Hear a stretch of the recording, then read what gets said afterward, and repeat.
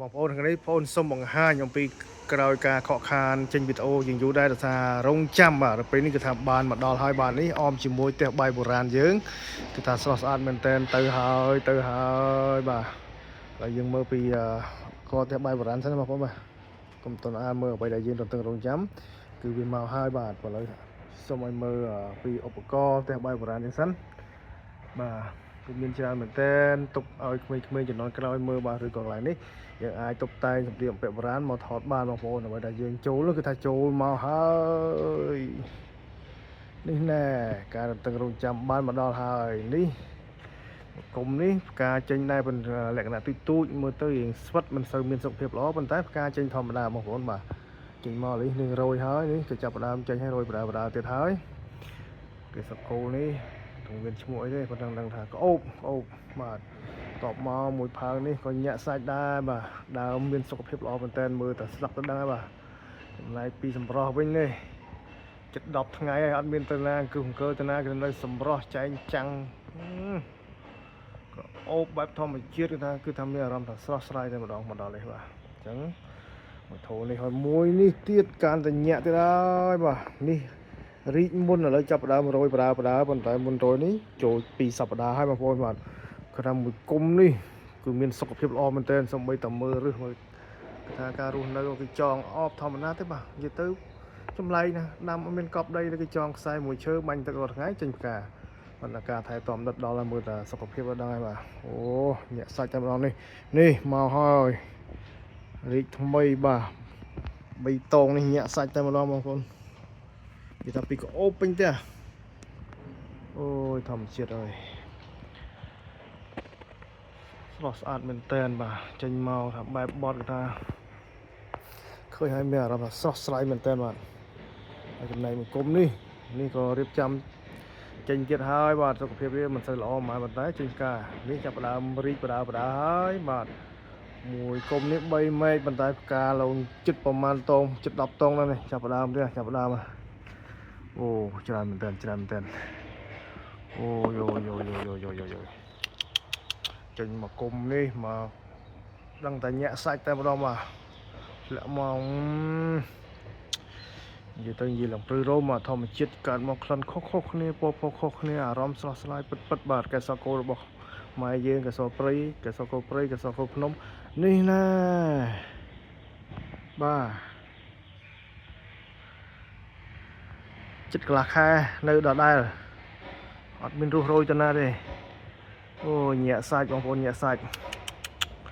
ស្អាតណាស់នេះសលាយលឿងអូបៃតងមកគុំនេះថាញាក់សាច់តែម្ដងបាទ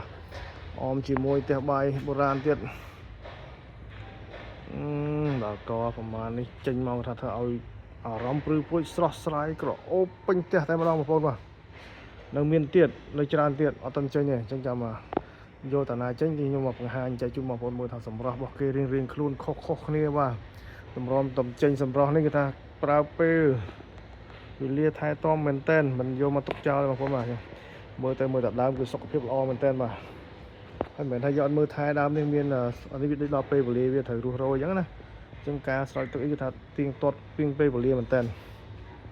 អូញាក់សាច់តែម្ដងបាទអមជាមួយផ្ទះបាយបុរាណទៀតរកណាបានទេបងប្អូនងាយរកបានទេតែឡើយចង់ឲ្យបងប្អូនមើលបន្តទៀតថាដើមគឺមានច្រើនមែនតើនេះក៏រៀបនៅក្នុងផ្ទះយើងថតនេះរៀបចំរីកទៀតហើយបាទអូណាមិនមែនតែមួយទេបាទពីររៀបនឹងចេញទៀតហើយច្រើនមែនតើនេះណាច្រើនពូជមែនតើបាទអត់ទាន់ចេញផ្កាទេចេញខ្លះហើយណាចេញតែខ្ញុំយកទៅទុកមួយដុំបង្ហាញចែកជូនបងប្អូនមើលបាទថាមានគ្រប់ពូជតែម្ដងបងប្អូនអូយធម្មជាតិអត់មកណារឹសគេណាចង់តែមួយឈើមួយខ្ជូងមួយអីហ្នឹងអត់មានកប់ដីកប់អីទេប្រភេទដើមនេះមួយខែពេញការរុះរយហើយមួយខែបាទអត់មានជ្រុះទៅណាទេសល់មួយទៀតពីមុនលុពេញហ្នឹងឥឡូវចាប់ដើមរីកមួយទៀតហើយអូទសារប្រភេទនេះមែនបាទគឺថាផ្កាគឺថានៅជាប់ល្អមែនតើមកហាយចម្រោះរហូតមួយខែពេញ ធម្មតាទេអូណាច្រើនណាស់ច្រើនណាស់នេះផ្កាដែរហើយចេញដែរហើយផ្កាលឿងអត់បានយកចេញផ្កាតិចពេកអូយនេះក៏ចាប់ផ្ដើមចេញមកទៀតហើយណាចេញមកដែរហើយមកដែរហើយចេញមកដែរហើយនេះទូចអូយសម្រស់គេអូមើលណានេះក៏មកដែរចេញមកទៀតហើយចេញមកទៀតហើយនេះចាប់ផ្ដើមធ្លាក់មកទៀតហើយច្រើនមែនតើអូនេះមកមែកទេណា1 2 3 4 5ទុំជិត10នេះចាំថ្ងៃតិចយកទៅដាក់កន្លែងនោះបានច្រើនអូច្រើនណាស់បងប្អូនអើយច្រើននេះណាអូហោះតន់ចេញទាំងអស់ញាក់សាច់តែម្ដងបងប្អូនច្រើនមែនតើប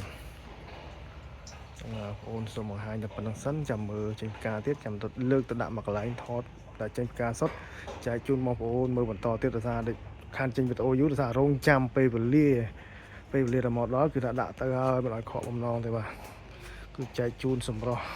ដល់បងប្អូនមើលមកថាបានមកចិត្តអញ្ជើញមកកាហ្វេតែកាហ្វេវប្បធម៌ភ្នំពេញបាន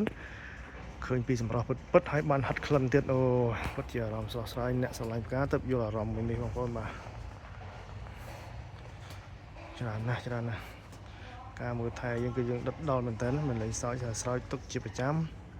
មិនអាងសង្គមទៅអូខែនេះភ្លៀងអត់ស្រោចទឹកថ្ងៃ2ថ្ងៃអត់ទេមេឃភ្លៀងក៏យើងត្រូវស្រោចដែរព្រោះយើងមិនអាចទុកចិត្តមេឃទុកចិត្តផ្កាយបានទេថាមកអត់មកងាប់ផ្ទៃចឹងអរគុណច្រើនបងប្អូនសម្រាប់ការតាមដានវីដេអូនេះជួយ Subscribe YouTube មួយផងបងប្អូនបាទ